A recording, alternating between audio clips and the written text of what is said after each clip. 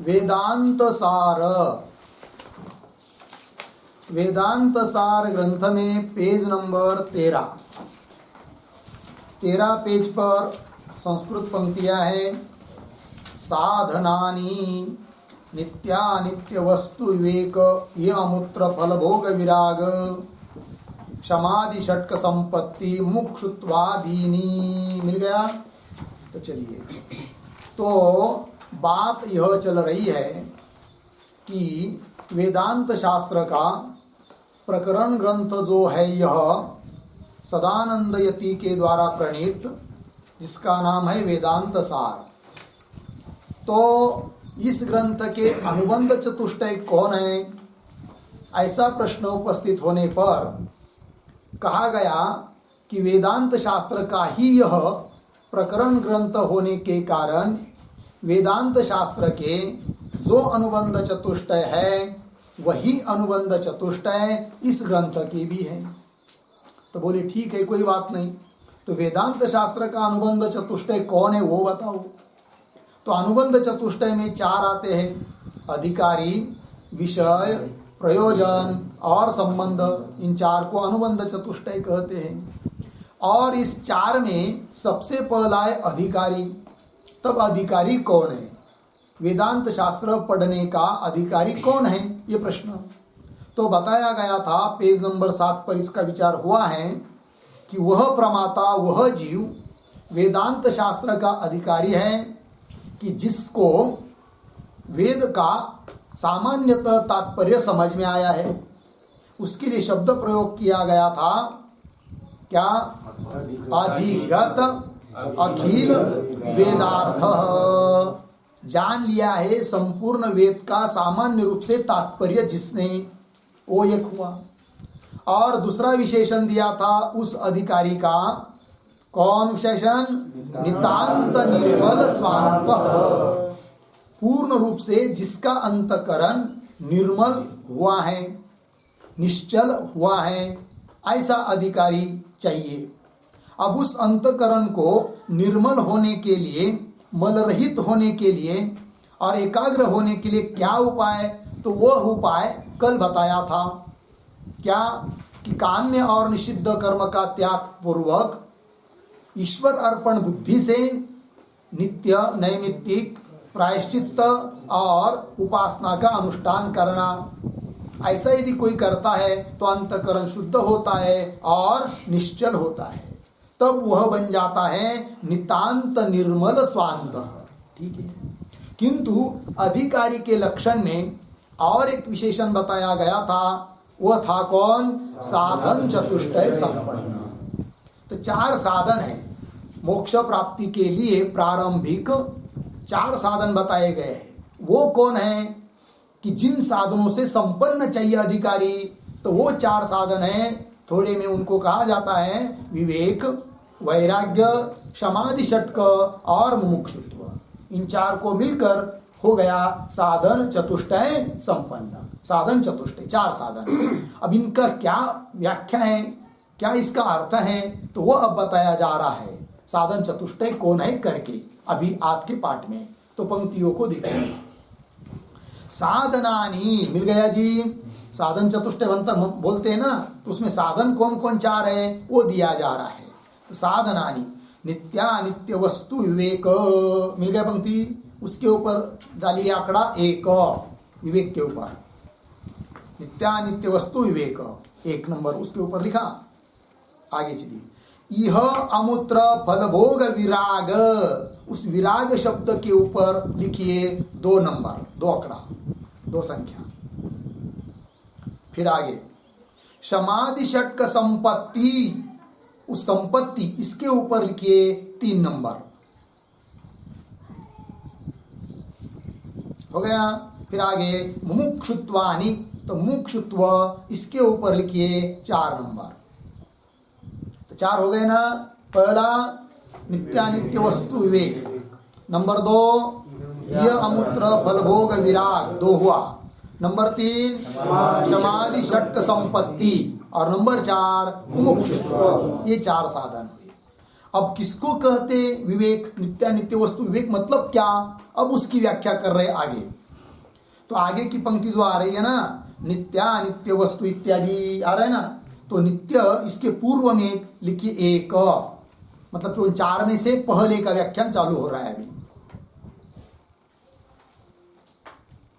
लिखा? तो चलिए अब तो नित्यानित्य वस्तु विवेक तावत, नित्यानित्य वस्तु जो विवेक, वो जो विवेक बोलते हैं वो विवेक क्या चीज है, तो वो दे रहे हैं नित्य और अनित्य वस्तु का विवेक। विवेक शब्द का यह अर्थ करेंगे निश्चय। विवेक मतलब निश्चय। किस बात का निश्चय? कि नित्य वस्तु कौन सी है और अनित्य वस्तु कौन सी है, इन 2 बातों का निश्चय होना, इसी का नाम है क्या? विवेक। लग गया? वही दे रहे हैं नित्यानित्य वस्तु विवेक तावत। तावत मतलब सबसे पहले बताया जा रहा है, तो आगे बता रहे नित्य कौन है और अनित्य कौन है। तो देखिए आगे पंक्ति, ब्रह्म एव नित्यम वस्तु, मिल गया। ततः अन्यत् अखिलम अनित्यम इति विवेचनम, हो गया जी। विवेचनम, विवेचनम का अर्थ लिखिए चिंतनम।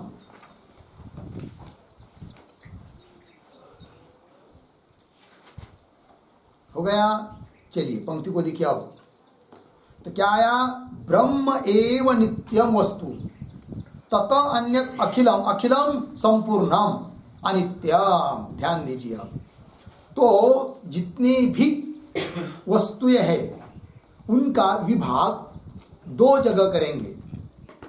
ठीक है जी? 2 जगह कौन कौन? एक नित्य और एक अनित्य।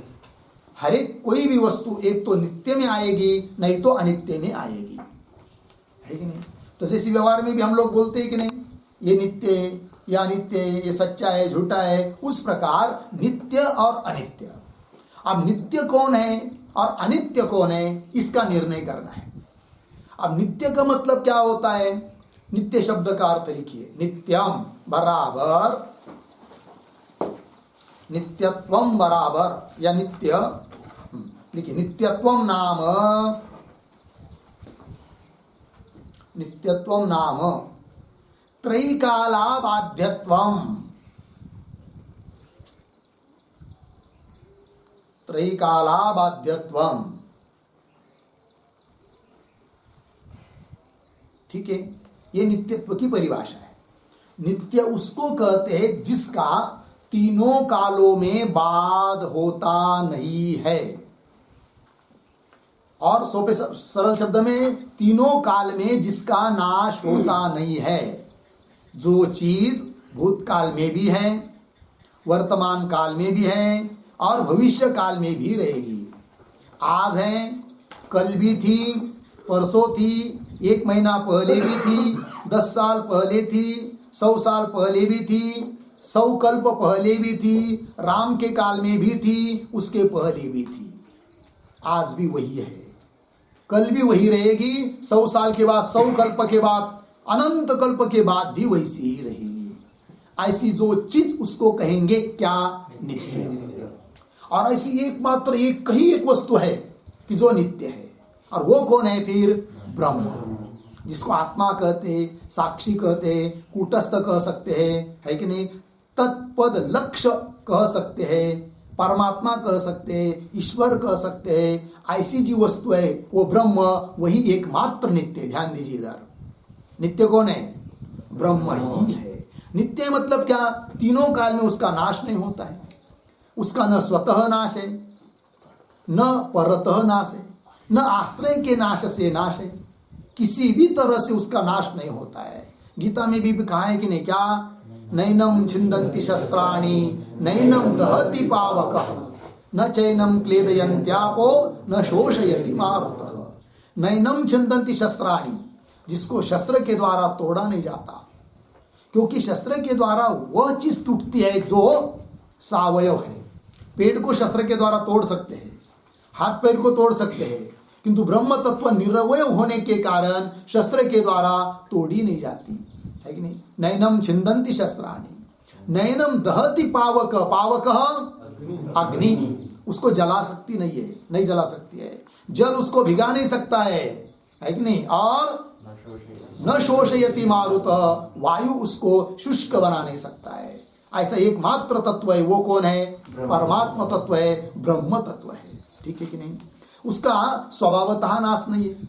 दुनिया की कुछ चीज ऐसी होती है कि स्वभावतः नष्ट होती है। जैसे समझ लीजिए किसी को बाजार में भेज दिया है कि नहीं, भाजी पाला लाने के लिए 200 रुपये दिया, और 200 रुपये का उसने भाजी पाला लाया क्या, 2 किलो टमाटर ले आए। कल्पना करिए, ठीक है ना, आजकल महंगा चल रहा है टमाटर, और 2 किलो लाए और रख दिए, और समझ लीजिए फ्रिज में भी रख दिया, तो कितने दिन रहेंगे? 2 दिन, 4 दिन, 8 दिन, 10 दिन, इसके ऊपर रह नहीं सकते। और रखने का प्रयास करेंगे तो धीरे धीरे स्वयं ही नष्ट हो जाएंगे, अर्थात आपसे आप नष्ट हुए। ये हुआ स्वतः नाश। परमात्मा का स्वतः नाश नहीं होता है। अब परमात्मा का स्वतः नाश नहीं होता है और टमाटर का स्वतः नाश होता है, क्यों? कारण क्या है इसमें कि टमाटर सावयव है, अवयव से युक्त है। जो वस्तु सावयव होती है उसका स्वभावतः नाश होता है। तो परमात्मा को छोड़कर दुनिया की सभी वस्तु सावयव है, अतः उनका स्वभावतः नाश हो जाता है। और परमात्मा निरवयव है, अवयव रहित है, अतः उसका स्वभावतः नाश होता नहीं। ठीक है, तो बोलेंगे फिर परतः नाश मान लेंगे, दूसरा कोई नाश कर देगा उस परमात्मा का, ब्रह्म का, तो नहीं कर सकता। क्यों? ब्रह्म से भिन्न यदि दूसरी कोई वस्तु हो तब कल्पना कर सकते हैं उस दूसरे वस्तु से नाश होगा, किंतु एकमात्र अद्वैत ब्रह्म है कि नहीं? उससे भिन्न और दूसरा कुछ है ही नहीं है, तो कौन नाश करेगा? अतः परता नाश भी नहीं। उस परमात्मा से भिन्न जगत तो है, किंतु जगत कल्पित है, अनिर्वचनीय है, मिथ्या है। तो मिथ्या जगत के द्वारा कैसा नाश होगा? अर्थात परमात्मा का नाश परतः भी नहीं होता है। लग गया जी? और आश्रय के नाश से भी नाश नहीं होता है। कैसे? उदाहरण समझ लीजिए, दीवार है और दीवार पर चित्र निकाल दिया है कि नहीं, और कुछ दिन के बाद दीवार ही गिर गई, तो दीवार गिर जाने के बाद दीवार का नाश हुआ तो चित्र वैसे ही रहेंगे क्या? वो भी नष्ट हुई। अब चित्रों का नाश क्यों हुआ? उसका आश्रय दीवार का नाश हुआ, इसलिए चित्र का नाश हुआ। तो वो नाश कैसा हुआ? फिर आश्रय के नाश से नाश हुआ। तो परमात्मा का आश्रय के नाश से नाश होगा क्या? नहीं। क्यों? परमात्मा का कोई आश्रय ही नहीं है। यदि परमात्मा का कोई चित्र का आश्रय जैसी दीवार है, उस प्रकार परमात्मा का यदि कोई आश्रय होता तब विचार किया जा सकता था कि आश्रय के नाश से नाश होगा, किंतु परमात्मा का कोई आश्रय नहीं है, अपितु परमात्मा ही सबका आश्रय है। लग गया जी? तो क्या चिंतन हुआ? परमात्मा का नाश न तो स्वतः है, क्यों? अवयवाभावात, अवयव नहीं है उसको। परमात्मा का नाश परतः नहीं है, क्यों? द्वैताभावात, द्वैत का अभाव है, अद्वितीय है। परमात्मा का नाश आश्रय के नाश से भी नहीं है, क्योंकि उसका कोई आश्रय, आश्रयाभावात। लग गया? तो किसी प्रकार से उसका नाश होता नहीं है। लग गया कि नहीं? न भूतकाल में, न वर्तमान काल में, न भविष्य काल में। तो जिस चीज का तीनों काल में बात नहीं होता है, नाश नहीं होता है, उसको कहते हैं क्या? नित्य। और वो एकमात्र है कौन? परमात्मा, ब्रह्म। अब बताइए, ब्रह्म को छोड़कर ऐसी दूसरी कोई वस्तु है क्या जिसका तीनों काल में नाश नहीं होता है, बात नहीं होता है? ऐसी कोई है? कोई भी नहीं मिलेगी। तो फिर निर्णय क्या हुआ? यदि तीनों काल में नाश नहीं होता है तो वो नित्य, और नाश होता है तो वह अनित्य। तो फिर 2 विभाग हो गए, एक नित्य और दूसरा अनित्य। तो नित्य कौन है? निश्चय हुआ परमात्मा नित्य है, और परमात्मा को छोड़कर, ब्रह्म को छोड़कर यच्च यावत, फिर वो आकाश, वायु, अग्नि, जल, पृथ्वी, पंचमहाभूत, भूतों का कार्य, चाहे कोई भी चीज लीजिए जगत की, वो सब कैसी है? अनित्य ही है। इस बात का सचमुच मन से पक्का यदि निश्चय हो जाता है तो इसी का नाम है क्या? विवेक। इसको क्या कहते हैं? विवेक। तो विवेक की परिभाषा समझ में आई भाई? तो परमात्मा नित्य है और परमात्मा को छोड़कर बाकी सब अनित्य है, झूठा है, कल्पित है, ऐसा निर्णय होना, निश्चय होना, इस चिंतन का नाम है विवेक। लगा पंक्ति? चलिए तो पंक्ति देखिए, नित्यानित्य वस्तु विवेकस्तावत ब्रह्म एव नित्यम वस्तु। ब्रह्म केवल एकमात्र ब्रह्म ही नित्य वस्तु है। ततः अन्य, ततः ततः ब्रह्मतः, ब्रह्म को छोड़कर अन्य अखिलम, अखिलम समस्तम यावत अनित्यम इति विवेचनम। लग गए भाई विवेक? आगे चलिए। अब नंबर 2 में कौन था? विराग। पहले ही पंक्ति में 4 आंकड़े लिख के दिए हैं, तो विवेक का विवेचन हुआ। उसके बाद नंबर 2 में आता है कौन? विराग। विराग का अर्थ होता है वैराग्य, उसका विवेचन आप कर रहे हैं अय्यिका नाम इत्यादि पंक्ति से। पंक्ति मिली तो अय्यिक शब्द के पूर्व में पीछे 2 का आंकड़ा डाल दीजिए, इसका मतलब होगा कि विराग का विवेचन चालू हुआ।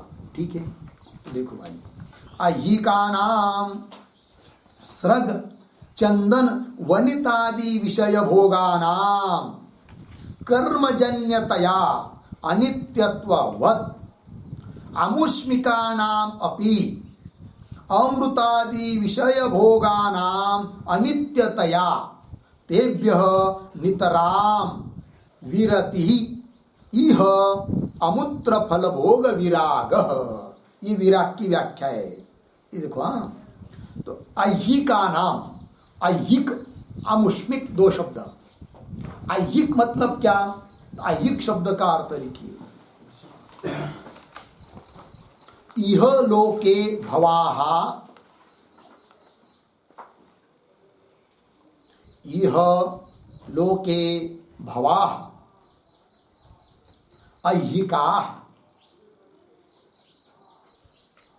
अय्यिकाः प्रतिपन्न शरीर संबंधिनः, प्रतिपन्न शरीर संबंधिनः स्रगादि भोगाः,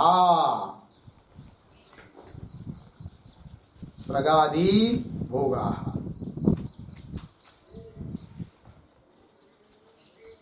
हो गया जी? देखो भाई, अर्थ देखिए, इह लोके, इस लोक में, भवाः उत्पन्न होने वाले जो भी है उसको कहते हैं अय्यिक। इस लोक में उत्पन्न होने वाले, लग गया जी? ऐसे कौन लेना यहाँ पर?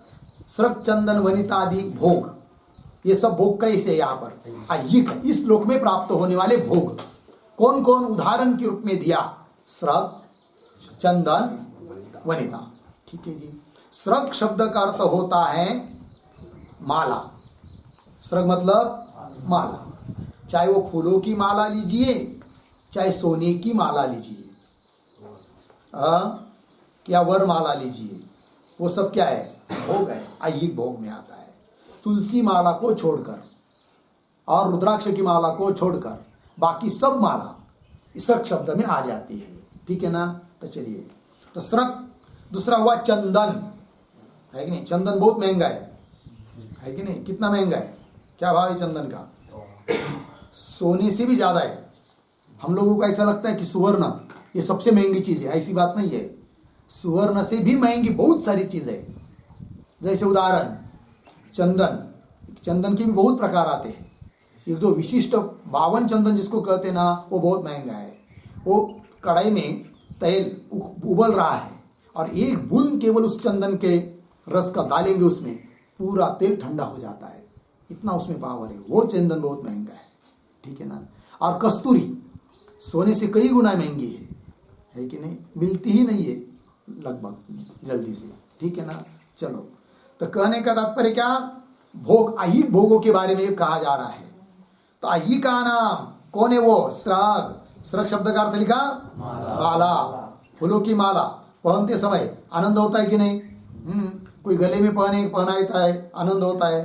तो किसी किसी महात्मा के तो सभी शरीर पर लगा देते हैं, माथे पर, हाथ पर, गले में, बहुत आनंद होता होगा। तो भोग है, अय्यिक भोग है वो सब।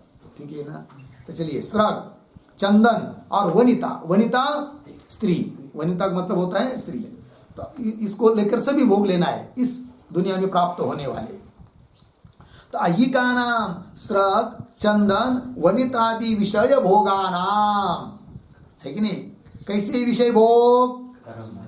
कर्मजन्यतया अनित्यत्ववद् अमुष्मिकानाम अपि अमृतादि विषय भोगानाम अनित्यतया तेभ्यः नितराम विरतिः ये अमुत्र फल भोग विराग। मिला? अंतिम में पद आया तेभ्यः नितराम विरति, मिला पंक्ति, विरति, विरति शब्द का अर्थ लिखिए वितृष्णा, रति रहितता, वितृष्णा, रति प्रीति, रहितता राहित्य।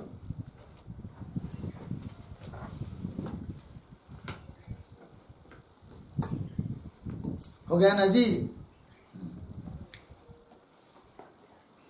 व्याख्यान किसका चल रहा है अभी? विराग का, है कि नहीं? तो ये पद आया है नितराम विरति, विरति मतलब वितृष्णा, राग राहित्य, प्रेम नसन, प्रेम रहितता, इसी को कहते विरति। इसी का नाम है विराग, राग रहितता।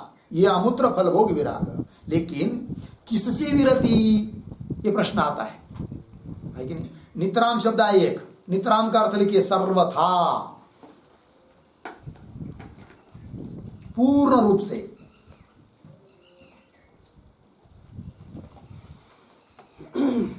हो गया ना जी। बिल्कुल अच्छे नहीं लगते हैं। कौन? ऐहिक भोग, इसी का नाम है विराग, वैराग्य। इस लोक के जितने भी भोग है, और इतने ही नहीं परलोक के भोग भी बिल्कुल अच्छे नहीं लगते, नहीं चाहिए हमको, इसी का नाम है वैराग्य। अब प्रश्न उपस्थित होता है कि ऐहिक भोग क्यों नहीं चाहिए, क्यों उसके बारे में प्रीति रहितता हो गई, क्या कारण है? इसलिए कि वो अनित्य है। कौन? ऐहिक भोग। और पारलौकिक भोग भी अनित्य है, दोनों अनित्य है। तो अनित्य चीज को लेकर क्या करेंगे? इसलिए उसके बारे में रति रहितता, यही वैराग्य है। ठीक है ना। अब प्रश्न उपस्थित होता है कि ऐहिक भोग चाहे पारलौकिक भोग भी क्यों न हो, वो अनित्य क्यों है? तो उसके लिए विशेषण दिया है कर्मजन्यतया। कर्म से वो जन्य है, कर्म से प्राप्त होते हैं। और जो जो चीज कर्म से प्राप्त होती है वह चीज अनित्य होती है। क्या जी? कर्म से प्राप्त होने वाली जो भी चीज है वो कैसी होती है? अनित्य होती है। उदाहरण, व्यवहार में कोई भी चीज लीजिए, जैसे गेहूं धान्य वगैरह, कृषि काम करते, कर्म करते तो प्राप्त होता है, और वो नित्य है क्या? फिर नहीं, अनित्य है। वस्त्र आदि प्राप्त करते हम लोग, कर्म से ही प्राप्त करते, अतः वो भी क्या है? अनित्य है। तो दुनिया की सभी चीजें जो जो कर्म से प्राप्त हो रही है वो सब कैसे है? अनित्य है। और ऐहिक भोग, ये लोक में प्राप्त होने वाले भोग, उदाहरण स्रग चंदन वरित आदि, ये भी कैसे है? अनित्य है। और परलोक के भोग, स्वर्ग आदि में प्राप्त होने वाले भोग, वो भी अनित्य है, क्योंकि वे भी कर्म से जन्य है। क्योंकि मनुष्य जन्म में इस लोक में हम यज्ञ याग आदि कर्म करते हैं तो उसके बल पर स्वर्ग आदि की प्राप्ति होती है, वहां के भोगों की प्राप्ति होती है। अतः स्वर्ग आदि भी कैसे हुए? कर्म से जन्य हुए, और कर्म से जन्य होने के कारण अनित्य है। और अनित्य है इसलिए जिसने विचार किया कि नित्य तो परमात्मा ही है, बाकी सब अनित्य है, तो जो अनित्य चीज है उसके प्रति क्या राग करना है, क्या आसक्ति करना है? छोड़ दो, अनित्य वस्तु से हमको कोई लेना देना नहीं है। तो वैराग्य उत्पन्न हुआ। तो वैराग्य का स्वरूप क्या हुआ? ऐहिक पारलौकिक भोगों के बारे में राग रहितता, आसक्ति रहितता, ये क्या हुआ? वैराग्य। ठीक है ना। तो इस प्रकार का वैराग्य उत्पन्न क्यों हुआ? कि वो भोग अनित्य, ये समझ में आया। वो भोग अनित्य क्यों है? कर्म से जन्य है।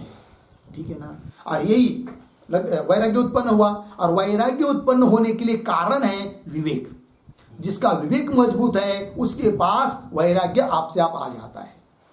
और विवेक के सहित यदि वैराग्य रहता है तो सच्चा वैराग्य है। और विवेक के बिना नित्यानित्य वस्तु का विवेक नहीं हुआ है, केवल ऐसा ही वैराग्य धारण कर लिया है, उसने घर छोड़ा है, हम भी छोड़ दिया, तो वो वैराग्य कोई काम का नहीं है। वो कैसा हो जाता है फिर? निम्बाजी बाबा की तरह, है कि नहीं?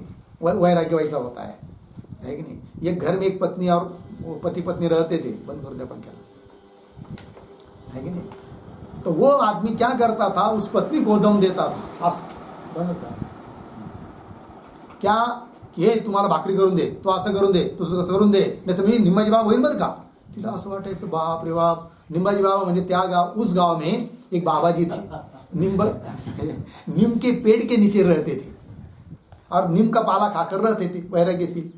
और ये क्या कहता था, पत्नी को दम देता था, मैं काम नहीं करूंगा, तू जाए काम को, कमा के लाइए और मुझे खिलाइए, नहीं तो मैं।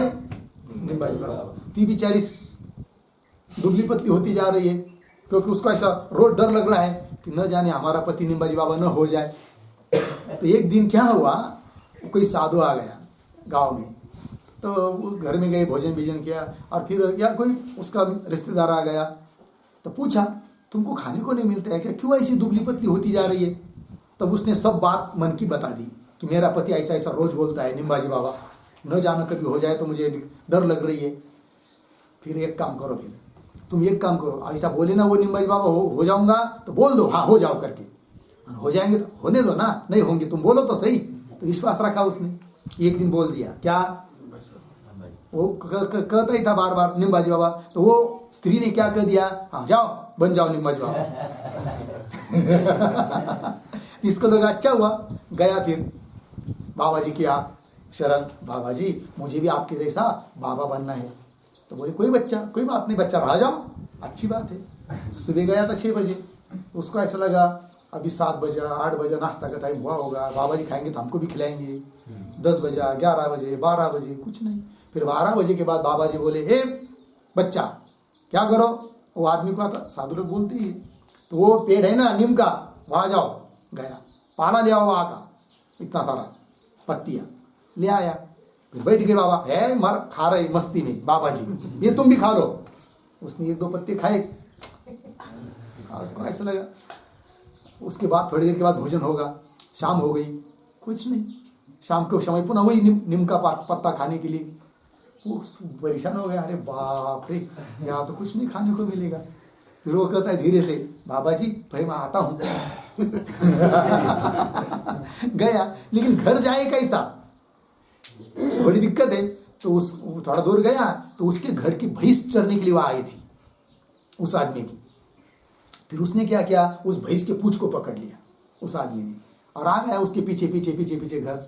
और आकर पत्नी को बोलता है, क्या मैं थोड़ी आने वाला था, मैं तो निंबाजी बाबा बन गया था, ये भैंस ने मुझे ले आई। कहने का तात्पर्य उदाहरण इसलिए दिया कि इस प्रकार का जो वैराग्य है वो सच्चा वैराग्य नहीं है, वो टिकता नहीं है। और विवेक पूर्वक यदि वैराग्य रहेगा तो वो पक्का वैराग्य। इसलिए कहा है क्या, विवेका सहित वैराग्याचे बळ धगधगित ज्वाळ अग्नि जैसा। लग गया कि नहीं? तो चलिए, तो विराग है कि नहीं, समझ में आया जी। ऐहिक और पारलौकिक भोग के बारे में विरक्ति, ध्यान दीजिए, उधर मत देखिए, आसक्ति न रहना, इसी का नाम है क्या, विराग वैराग्य। पंक्ति को देखिए, पंक्ति को लगाइए, ऐहिका नाम, पंक्ति मिली सबको, 2 नंबर के आगे, स्रक चंदन वनितादि विषय भोगा नाम कर्मजन्यतया। ये सब विषय भोग कर्म से उत्पन्न होने वाले हैं, कर्म से प्राप्त होने वाले हैं, इसलिए अनित्य है। तो कर्मजन्यतया अनित्यत्ववत, जैसे ऐहिक भोग अनित्य है कर्मजन्य होने के कारण, उसी प्रकार अमुष्मिका नाम अपि, अमुष्मिका नाम का अर्थ होता है स्वर्ग आदि में प्राप्त होने वाले भोग, उसको कहते हैं अमुष्मिक भोग, परलोक में प्राप्त होने वाले। ठीक है ना जी। तो अमुष्मिका नाम अपि, कौन उदाहरण, अमृतादि विषय भोगा नाम। स्वर्ग में जाएंगे तो पीने को मिलेगा क्या, अमृत, है कि नहीं, दिव्य भोग है। वहां की अप्सरा दिव्य होती है कि नहीं, यहाँ के अप्सरा को दुर्गंध है, वहां के अप्सरा को सुगंध आता है, ऐसा कहा जाता है। स्वर्ग का वर्णन सुनते समय वहां क्या है, कल्पतरु है, कामधेनु है, बहुत सारी चीजें है कहा स्वर्ग में, किंतु वे सब भी कैसी है, अनित्य है। क्यों, कर्म से प्राप्त होती, इसलिए। कौन से कर्म से प्राप्त हुई वो, इस जन्म में जो यज्ञादि कर्म किए उससे जो पुण्य उत्पन्न हुआ, उसके बल पर वो स्वर्ग प्राप्त हुआ, अतः वो भी कर्मजन्य हुआ। और कर्मजन्य होने के कारण वे भी कैसे है, अनित्य है। स्वर्ग प्राप्त हुआ इसका मतलब हमेशा के लिए रह जाएगा स्वर्ग, ऐसी बात है क्या, नहीं, कुछ दिन के लिए ही होता है। कितने दिन के लिए स्वर्ग होता है भाई, हाँ क्या है वो, स्वर्गाची मग पुण्याची पावटी सरे, सवेची इंद्रपणाची उटी उतरे, आणि येऊ लागती माघारे जिस पुण्य के बल पर स्वर्ग प्राप्त हुआ है, तो जितना पुण्य होगा, समझ लीजिए 1 क्विंटल पुण्य है कि नहीं? फिर वहां गए, फिर भोग चालू हुआ, तो जितना जितना भोग भोगेंगे उतना उतना पुण्य क्या हो जाएगा, कम होता जाएगा। एटीएम में आपके पास पैसे हैं, कोई डाल नहीं रहा है, आप क्यों निकालते जा रहे हैं, तो कभी न कभी क्या होंगे, खत्म होंगे ही ना। उस प्रकार जिस पुण्य के बल पर वो भोग प्राप्त हुए, वो भोग भोगते समय पुण्य धीरे धीरे धीरे धीरे क्या होगा, कम होता जाता है। फिर एक दिन ऐसा आता है कि वो पूरा समाप्त हो जाता है, किंतु वहां से नीचे आने के लिए पूरा पुण्य भी समाप्त होने नहीं देते वो लोग। वहां के थोड़ा सा बच गया तो उसको ऐसे पकड़ते और हे ढम से ढकल देते हैं, तो नीचे आ जाता है। जैसे पेड़ होता है, पेड़ को हम लोग काटते हैं, पूरा काटने के बाद गिरता है क्या, थोड़ा बचता है तो भी आवाज कड़कड़ कड़कड़ करके गिर जाता है। उसी प्रकार वहां से पुनः मृत्यु लोक में आना पड़ता है, और यहाँ आने पर पुनः फिर पुनरपि जननम पुनरपि मरणम। फिर इसने विचार किया, साधक ने, मुमुक्षु ने, अरे यहाँ के भोग भी अनित्य, वहां के भोग भी अनित्य, फिर क्यों जिंदगी बर्बाद करना कि जिंदगी भर यज्ञ यागादिक करो, उसके लिए बहुत पैसा चाहिए, संपत्ति चाहिए, और सब यज्ञ करो, और यज्ञ करके क्या स्वर्ग में जाओ, फिर वहां क्या हमेशा के लिए रहने को मिलेगा क्या, नहीं, वो ना लौट के आना पड़ेगा, छोड़ दो ना उसके बदले उसको। तो राग रहित हो गया, ठीक है ना, तो वैराग्य धारण कर लिया, विरति हो गई, इसी का नाम है क्या, वैराग्य। पंक्ति लिखिए, अमुष्मिका नाम अपि अमृतादि विषय भोगा नाम अनित्यतया, अमृतादि विषय भोग भी अनित्य होने के कारण तेभ्यः विषयेभ्यः ऐहिक विषयेभ्यः आमुष्मिक विषयेभ्यः, है कि नहीं, ऐहिक विषयों से और आमुष्मिक विषयों से नितराम विरति, नितराम सर्वथा पूर्ण रूप से विरति, विरति वितृष्णा, इसी का नाम है यह अमूत्र फल भोग विराग। किसकी तरह राग रहितता हो जाती है, जिसको विराग कहते हैं, समझ लीजिए, उदाहरण देते हैं। कोई व्यक्ति है कि नहीं,